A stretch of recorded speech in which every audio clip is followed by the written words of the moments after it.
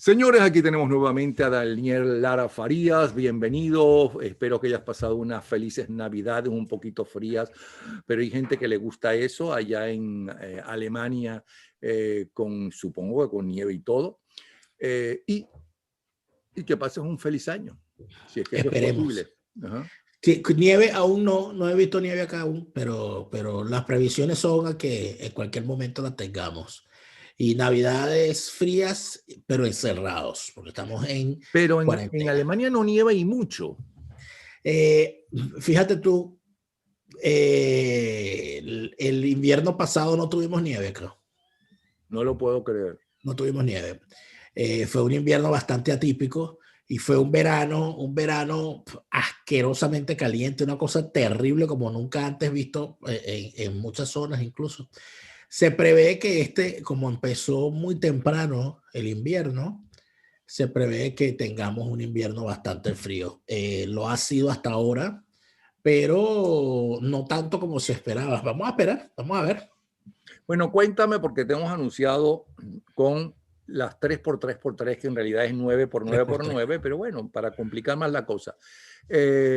Los 13 éxitos y los 3 fracasos de la narcotiranía durante este año 2020, que por fortuna finaliza, los 3 éxitos y los 3 fracasos del el gobierno interino venezolano y los 3 triunfos y los 3 fracasos de la política exterior norteamericana frente a la lucha por la libertad en Venezuela. Te escuchamos. Es más sencillo de lo que... Gracias, ¿no? Y gracias por invitarme de nuevo. Es más sencillo de lo que parece, porque todo se complementa y se convierte casi que en,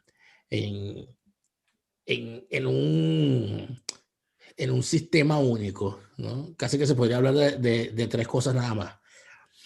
El gran éxito del régimen criminal chavista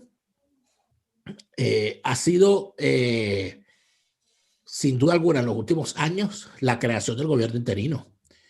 El gobierno interino ha sido la majestuosa creación de esa organización criminal que es el chavismo, que ha mantenido durante 20 años la política y el modelo de un régimen, una oposición falsaria y un estado de cosas donde se echa a jugar aquello de que en realidad estamos haciendo política. La negación de la política es el chavismo. El chavismo no es una organización política. Estoy totalmente de acuerdo contigo en que no es ninguna organización política. Es una organización criminal. Ni siquiera que son comunistas, ni nazis, ni nada de eso. Es una organización criminal. No, pero fíjate algo interesante en esto, ¿no? Un criminal, un narcotraficante, un asesino, un destripador, cualquiera sea el delito favorito, puede tener una ideología, sin duda alguna. Pero eso es otra cosa. O sea, puede haber un asesino que además de asesino sea comunista. Ok, pero el gran éxito de la narcotiranía ha sido esa oposición.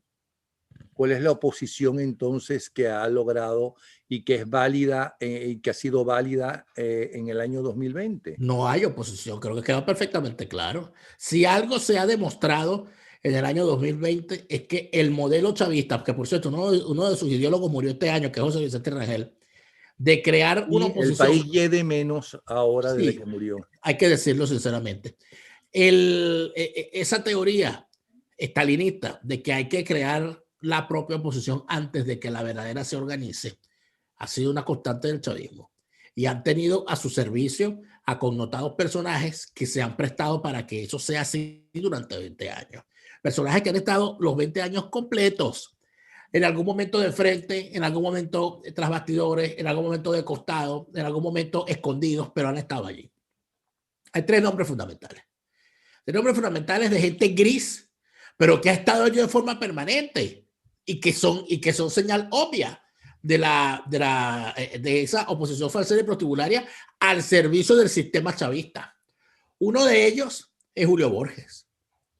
Julio Borges está desde el año 2000, que fue electo diputado a la Asamblea Nacional por primera vez, de forma ininterrumpida en esta varaunda. Segundo es Henry Ramos Alup, que es de la etapa dinosaurica, porque participó en la degeneración del sistema anterior y le sirvió de puente para entrar en la degeneración, porque el chavismo no es otra cosa que la degeneración de la cuarta, si es que acaso la cuarta existió, y la depauperación de ese sistema y su conversión en criminalidad. Bueno, ahí tiene la rama. Lo ha tenido en distintas facetas, en distintos momentos, de frente, de lado, de costado, escondido. De acuerdo. Yo Y sí el creo tercero, que el chavismo es el detritus de lo peor de la cuarta. Y está el tercer elemento, que es menos escandaloso, pero no por eso menos nocivo. ¿Cuál? Timoteo Zambrano. Timoteo Zambrano ha estado en unas posiciones clave desde el 98, por cierto, donde en el mismo año 98, ¿tú te acuerdas que Irene Sáez tenía un partido, no? Sí.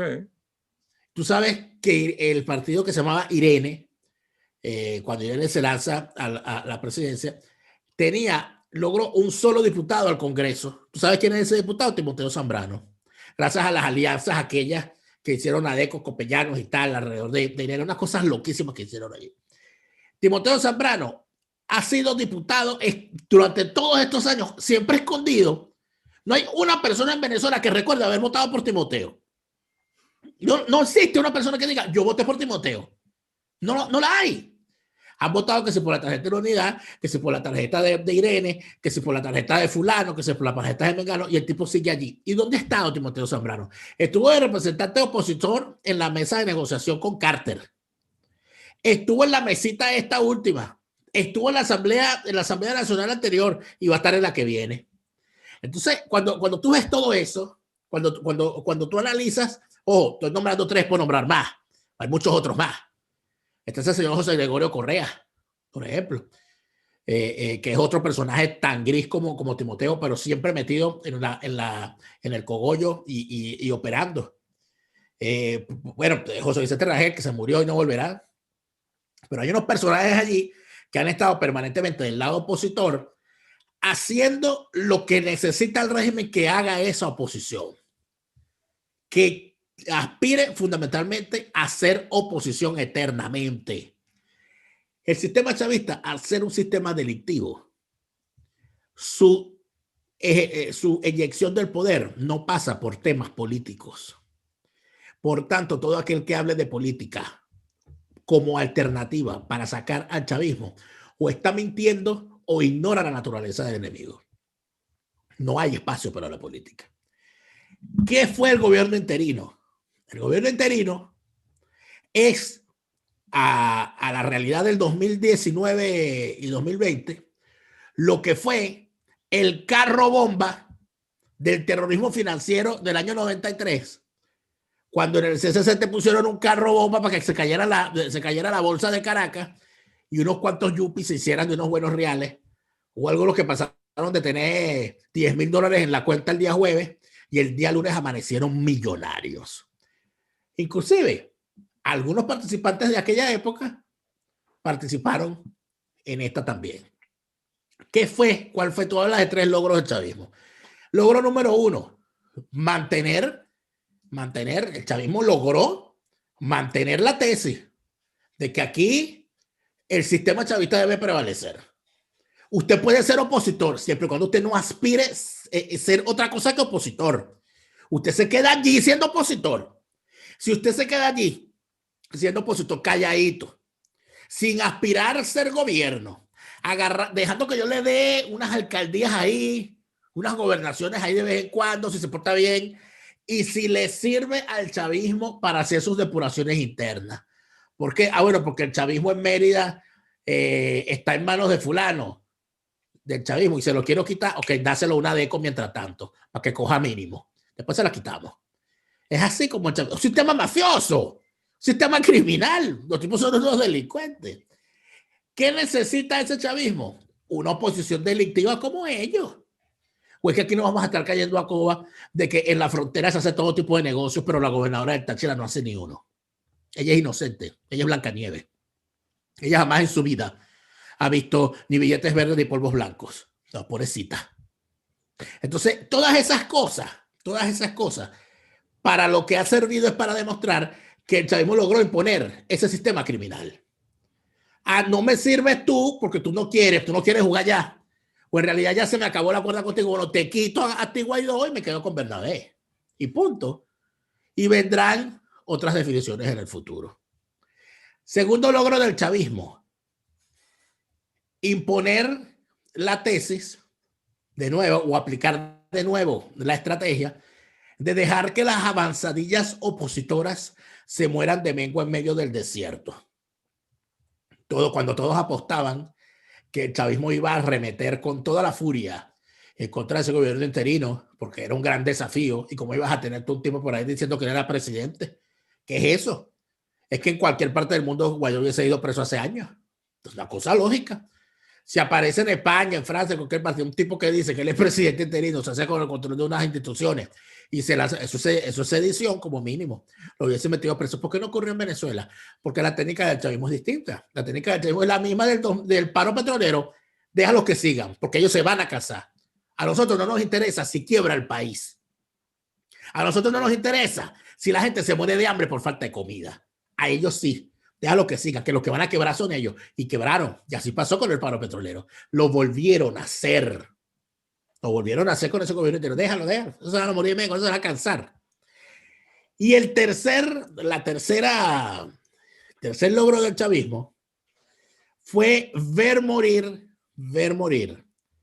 a ese gobierno interino sin ensuciarse las manos. El gobierno interino murió víctima de sus propias contradicciones. De sus contradicciones de salida, o sea, de planteamiento legal. Fíjate que los tipos salen con este cuento ahora de la continuidad. Entonces, el principio de continuidad es una cosa sobrevenida que no sé de dónde demonios sacaron. Principio de continuidad, por cierto, al cual ellos mismos se opusieron en el 2013, cuando el chavismo lo impuso a través del Tribunal Supremo de Justicia, para decir que si Chávez no se juramentaba, no importaba, y que había continuidad, y que entonces continuaba el vicepresidente siendo vicepresidente y continuaba todo el mundo siendo todo el mundo. Cosa que fue una gran chapuza, y todos lo sabemos. Todo eso, lo que configura es una realidad. El chavismo es un sistema putrefacto. El árbol envenenado solo da frutos envenenados. Está envenenado el árbol, el tallo, las ramas, las semillas que caigan de él. Y mientras exista gente amparándose bajo los preceptos constitucionales de ese sistema chavista, seguirán jugando los juegos que quiere el chavismo y jamás saldrán de él. Es más, ese sistema chavista, Napoleón, desde mi punto de vista, seguirá caminando si lo dejan, si no hay un quiebre, si no hay una ruptura, seguirá caminando. Y en el futuro no te extrañe que sean hasta capaces de entregar la presidencia. ¿Qué peligro hay en que el chavismo le entregue la presidencia a Timoteo Zambrano? ¿Qué peligro hay para el chavismo en eso? ¿Qué peligro hay para el chavismo en que Henry Falcón sea presidente? Si Henry Falcón es chavista. ¿Qué peligro hay en que un opositor llegue a la presidencia dejando intactas las estructuras de poder, la red y la SODI, los colectivos, el control de los militares, de todo cuanto, las cuestiones corruptas y todas esas situaciones? No pasa nada. Hacia eso van caminando ellos. Fracasos del chavismo o derrotas del chavismo, sí las ha habido. La primera derrota o el primer fracaso, gran fracaso del chavismo, que es una cosa que no logra revertir, es que no hay en el mundo quien pueda decir que el chavismo ha aumentado sus números de apoyo. O sea, el chavismo no aparece aumentando sus números de apoyo en ninguna parte. No hay un solo venezolano dentro de Venezuela al cual tú vayas y le preguntes si le gusta Maduro, que no te miente la madre o te quiera matar. Es mentira, el chavismo se cayó, el chavismo se mantiene en el poder porque es una organización criminal. Y entonces tú le dices tú vas para un barrio, para una urbanización, al country club, donde tú quieras que vaya, y al que le pregunte tú le dices, ¿usted está de acuerdo con que estos tipos sigan gobernando? Te van a decir que no. Y le dices, ¿por qué no los tumban? No, porque me van a matar, porque esos tipos están armados, yo no estoy armado.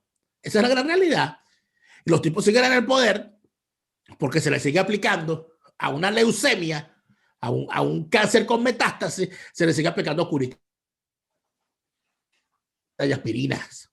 Cuando exista la conciencia de que siendo una fuerza criminal hay que actuar contra ellos de forma armada, organizada, en ese momento las cosas cambiarán. Por lo tanto, fracasos del chavismo no crecen.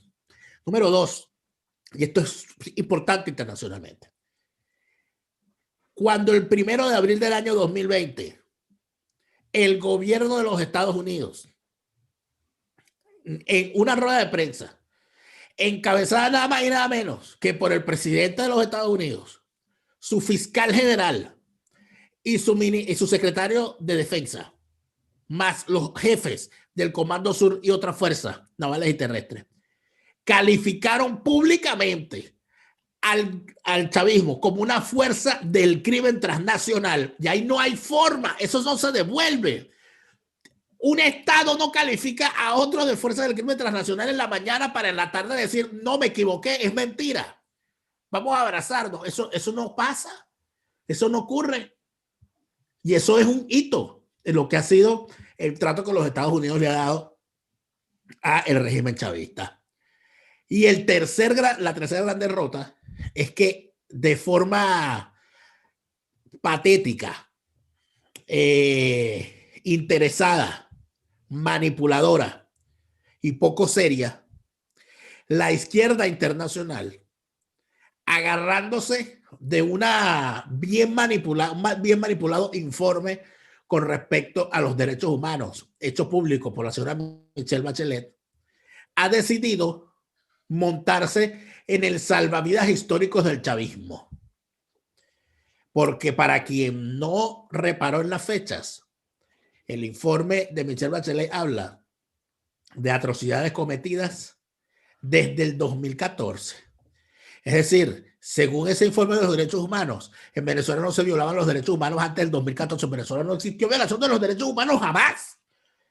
Nunca se violaron los derechos humanos en Venezuela, mucho menos en el chavismo. Se empezaron a violar en el 2014. ¿Qué quiere decir eso? Que se empezaron a violar con Nicolás Maduro. Y la condena es contra el régimen de Nicolás Maduro. La izquierda internacional, de la cual forma parte Michelle Bachelet, muy hábilmente, que ha dicho, han salido voceros de todo color y de toda laya. Una de las que a mí me sorprendió fue una muchachita de esta dirigente de la izquierda chilena que se desmarcó públicamente y dijo, no se puede ser progresista y defensor de los derechos humanos en el mundo actual y apoyar al gobierno de Maduro. La muchacha lo dijo y todo el mundo, bueno, eso causó una gran controversia. Porque dijo, esa es mi forma de pensar. Yo no puedo apoyar a ese gobierno porque es un gobierno violador de los derechos humanos. Porque si lo dice Bachelet, ella no puede decir lo contrario. ¿Qué ocurre allí? La gran solución planteada por el mismo sistema chavista. El problema no es el chavismo, están diciendo ellos. El problema es Maduro. Entonces, ¿qué es lo que ustedes quieren? Que entreguemos a Maduro, toma Maduro. Eso es normal en el castrismo. El problema es, toma Maduro, tómalo. Y aquí nosotros vamos a hacer las cosas distintas. Entonces aparecerán los del 4 de febrero diciendo que Maduro fue el traidor del legado de Chávez y que Chávez respetaba la vida, los derechos humanos, la libertad de expresión, la libertad de culto. No insultaba a nadie. Era un monaguillo cuando caminaba, cuando hablaba y cuando discurseaba y tal. Y entonces te traerán y te pondrán a un Diosdado Cabello, te traerán y te pondrán a un Arias Cárdenas o a cualquiera de esos bichos diciéndote que el problema era Maduro, porque eso es lo que dice el informe de derechos humanos, que Maduro era un violador de los derechos humanos. Los demás no. Los demás no. Pero sin embargo, a pesar de lo manipulador que te dije, ya el hecho de que en el mundo la gente empiece a decir, mira, yo soy de izquierda, pero lo del chavismo a mí me hace ruido. Ya eso es muy importante, porque es bastante difícil devolverse, Napoleón. Hubo gente que se le hizo imposible devolverse, por ejemplo, después del juicio contra Berto Padilla, tú te recordarás, en Cuba. Hubo gente que rompió, intelectuales que rompieron para siempre con la Revolución Cubana cuando vieron cómo se trató de Berto Padilla. Y eso fue bien temprano en los 60. Y hubo gente que, bueno, Mario Vargas Llosa fue uno de ellos, ¿no? Y que rompieron y no volvieron, porque dijeron, eso no va a terminar bien. Ahorita, esa ruptura de la izquierda se está viendo con respecto al tema de los derechos humanos. Con respecto a los Estados Unidos, que me hacen la misma pregunta, de los 3 éxitos y los 3 fracasos. Se hace bastante difícil conseguir éxitos con respecto a Venezuela. Yo te diría que es tan estruendoso son tan estruendosos las consecuencias de los fracasos de la política exterior de Trump con respecto a Venezuela, que los logros se opacan. Porque un gran logro fue haber por fin conseguido, oye, la piedra filosofal. No puedes hacer política con ellos, son una organización criminal. Como son una organización criminal, olvídate de mesas de negociación, de mesas de diálogo, olvídate de eso. Es una organización criminal, trátala como tal. ¿Qué pasa con esa definición que la hizo el 1 de abril del año 2020 el gobierno de los Estados Unidos? Que el gobierno de Donald Trump, presa de las dificultades, de las propias contradicciones de ese gobierno, que tuvo, creo que 3 secretarios de Estado, que tuvo encargados para América Latina y para Venezuela, que uno tras el otro lo que hacían era dar pena, porque sus planteamientos eran contradictorios entre sí. Porque mientras tú escuchabas al señor Donald Trump con su ministro de la Defensa y con su fiscal general decir que el chavismo no fue una organización del crimen transnacional, por el otro lado escuchabas al embajador de Donald Trump en Venezuela diciendo que no, que había que seguir las negociaciones porque era posible hacer una transición donde participaran todos. Pero Dios mío, tú me estás planteando a mí una transición donde formen parte los sicarios de Pablo Escobar. O sea, ese es el tipo de transición en la que tú estás pensando cuando tú mismo me estás diciendo que son unos delincuentes, que son una fuerza del crimen transnacional. Esas contradicciones dentro del Departamento de Estado. No, eso se lo preguntas a Santos. Bueno, ya sería ya inclusive degenerar. Eso es lo que hizo Santos. La famosa justicia. No acabó ni con la FARC, ni con el ELN, ni con la violencia. La famosa justicia transicional, que no es otra cosa que un eufemismo para hablar de impunidad. Entonces, cuando tú ves cosas como esa dentro de la política exterior de los Estados Unidos, te cae además. Pero sí logró que algunos de esos asesinos, ¿no?, sin votación alguna, fueron excepcionales, porque son los únicos que están en el Congreso sin la votación popular. Eso también lo logró Santos para ellos. Bueno, sí, eso es un logro para ellos. No para la lucha. No para Colombia, evidentemente, ni por la democracia. Ni para el mundo, Napoleón. ¿Sabes por qué? Porque ese señor tiene un Nobel de la Paz. Y entonces, al tener un Nobel de la Paz, tiene casi que una aureola que le permite andar por el mundo vendiendo esa desgracia que él hizo en Colombia como modelo a seguir. Vendiéndote entonces, bueno, ¿tú te imaginas que en el futuro se le tenga que garantizar al chavismo un número fijo de parlamentarios para garantizar la paz? Y tenernos que calar allí a Diosdado Cabello y a Silvia Flores sentados muy tranquilos como si nada. O sea, ese es el tipo de paz que nos están vendiendo, la paz criminal. Todo eso, ¿a dónde termina? ¿Y a dónde va? ¿Y a dónde conduce? ¿Y en qué degenera? En que la política exterior de los Estados Unidos, los logros principales, uno, el definir el régimen venezolano como un régimen, como una organización del crimen transnacional. Dos, alrededor de Venezuela, la política exterior de los Estados Unidos encontró un consenso y casi que una unanimidad entre los principales países de América Latina.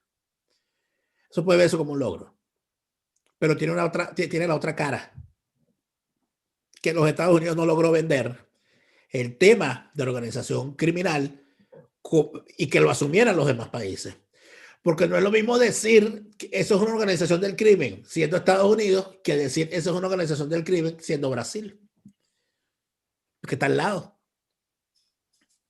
Entonces, lamentablemente, si algo quedó claro con respecto a los Estados Unidos, es que los Estados Unidos viven en este momento, en cuanto a su política exterior, una deriva gravísima que desde mi punto de vista arrancó con la administración de Bush, de Bush hijo, cuando se decidió por razones estrictamente estratégicas, desde mi punto de vista equivocadas, abandonar la agenda con respecto a la América Latina.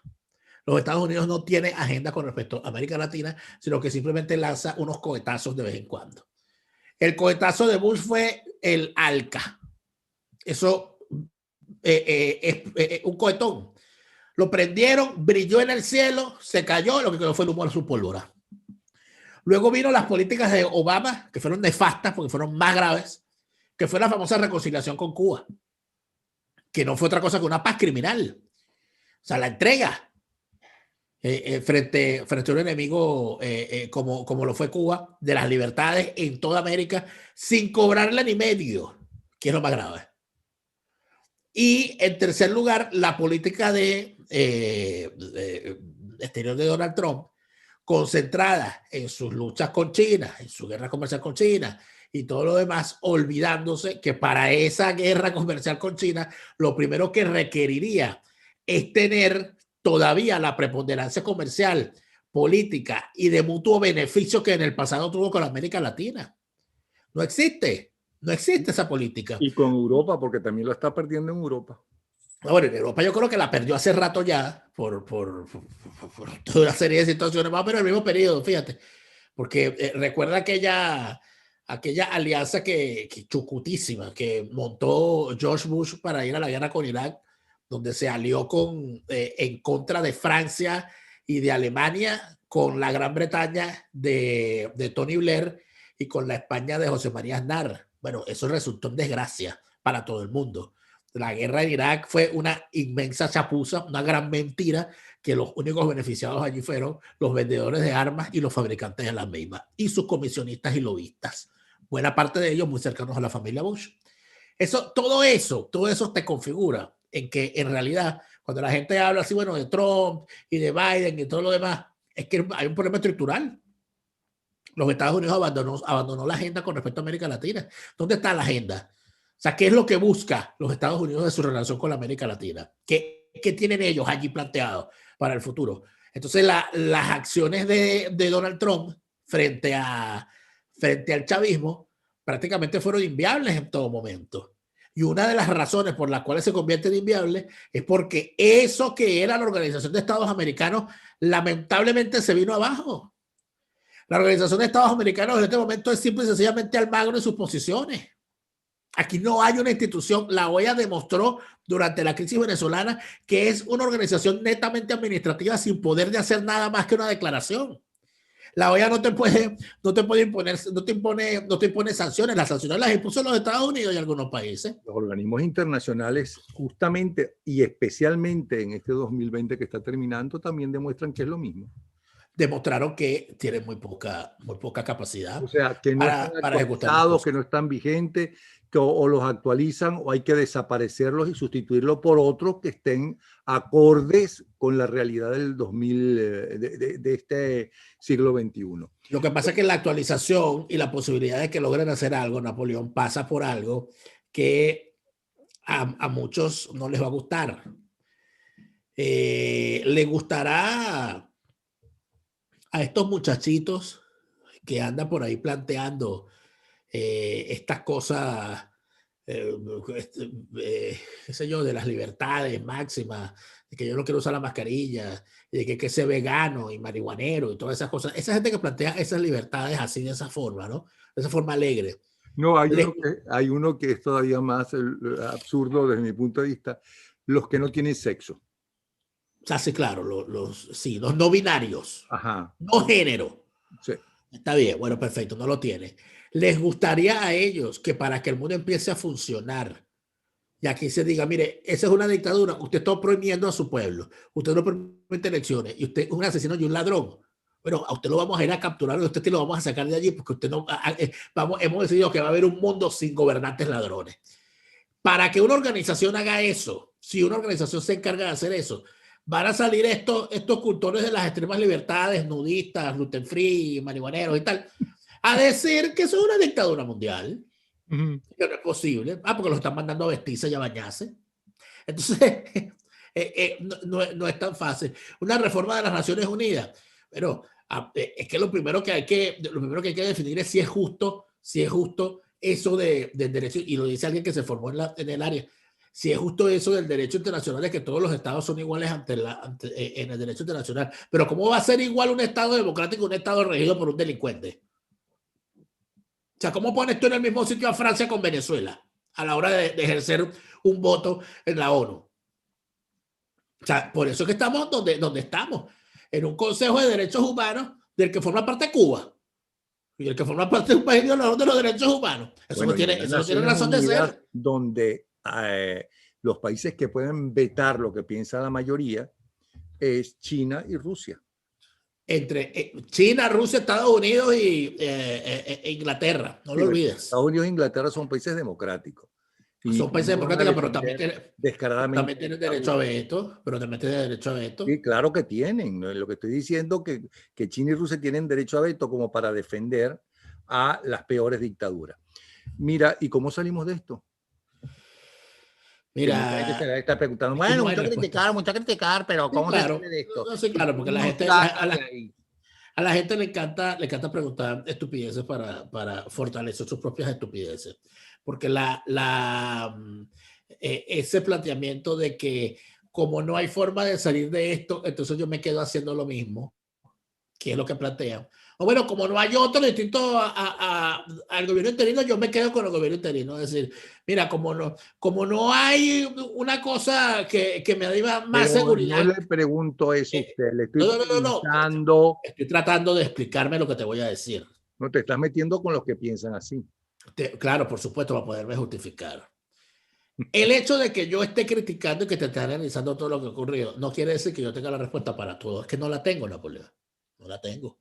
Yo te voy a decir sinceramente lo que yo creo. Yo creo que Venezuela, analizando la historia de Venezuela, el devenir de la historia y la marcha de la historia, esa mentira de que el pueblo que no conoce su historia está condenado a repetirla. No, es que aunque no la conozca, la historia tiene una marcha. Y la historia de Venezuela va en este momento al mismo lugar, hacia unos escenarios violentos, que no serán controlables y donde al momento en que intenten atajarse va a ser demasiado tarde para la política. Porque ¿qué es lo lógico, Napoleón? Lo lógico es, y lo hemos visto ya, que dentro de un cuartel tú tengas unos militares que se están enriqueciendo, pero otros que están pasando hambre, ellos y su familia, porque no son corruptos, y esos militares deciden realizar una acción armada y terminen presos o muertos. Ahí está el ejemplo del capitán Caguaripano, ahí está el ejemplo de Oscar Pérez, pero no solamente eso, Napoleón, en este momento en el que tú y yo estamos hablando, es la primera vez en la historia del chavismo donde el número de presos políticos militares supera el número de presos políticos civiles. ¿Eso qué quiere decir? Eso quiere decir que sí ha habido una conciencia. Eso quiere decir que sí ha habido unos militares que han decidido alzarse. Pero ¿qué es lo que han hecho? Que se han ido alzando por su cuenta, que han sido infiltrados, que la contrainteligencia los pone a actuar. Y ese voluntarismo, evidentemente, yo siento que eso se va a multiplicar, porque nadie aguanta estar pisado. Cuando un soldado tiene un fusil y su familia tiene hambre, ¿qué cree uno que va a terminar ocurriendo con ese soldado con un fusil? Él va a usar ese fusil para darle comida a su familia, sea robando o sea alzándose, o sea cayendo en la desesperación y entrando un día en un cuartel y acabando con todo el alto mando. Esas cosas, yo siento que esas cosas se van a empezar a ver, porque es la historia de Venezuela, ya lo hemos visto, Napoleón. Es que de dónde salían las montoneras.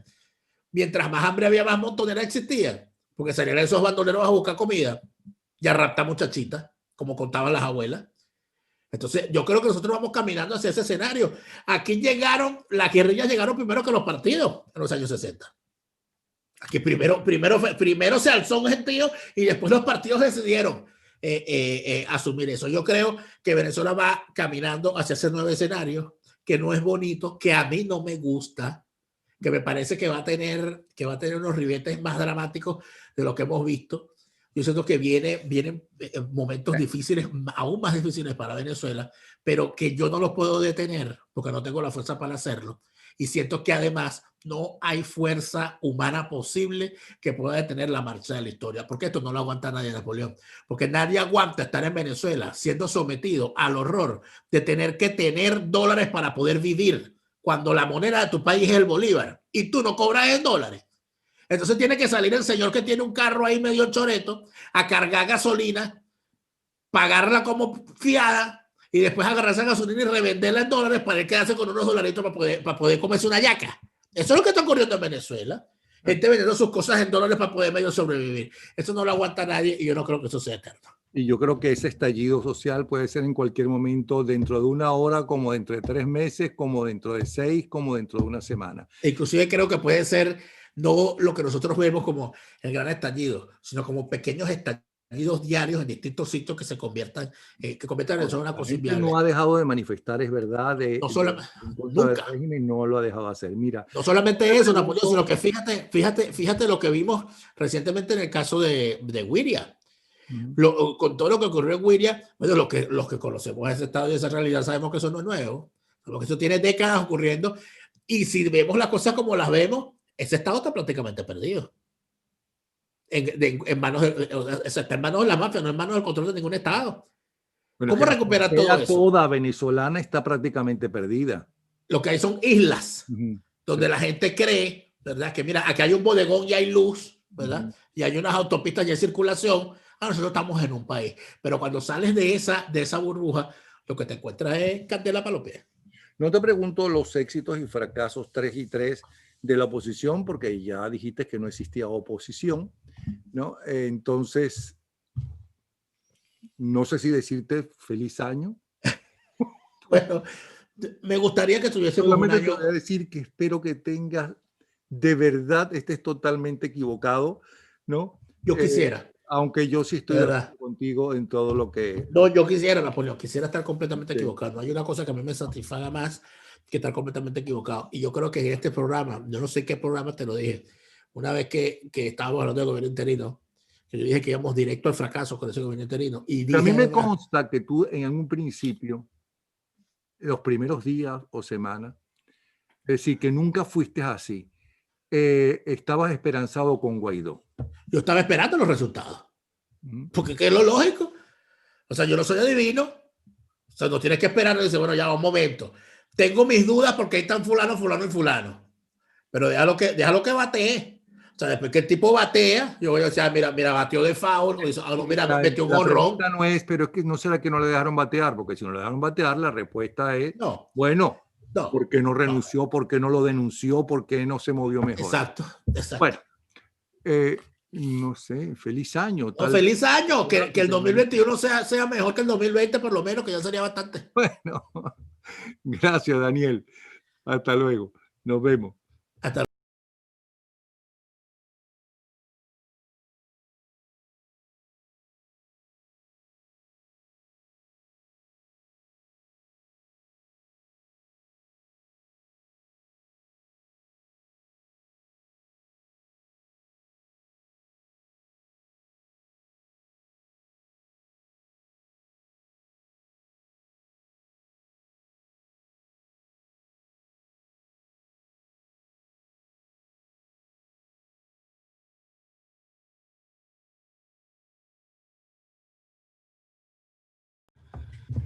Señores, aquí tenemos nuevamente a Daniel Lara Farías. Bienvenido. Espero que hayas pasado unas felices Navidades un poquito frías, pero hay gente que le gusta eso allá en Alemania con su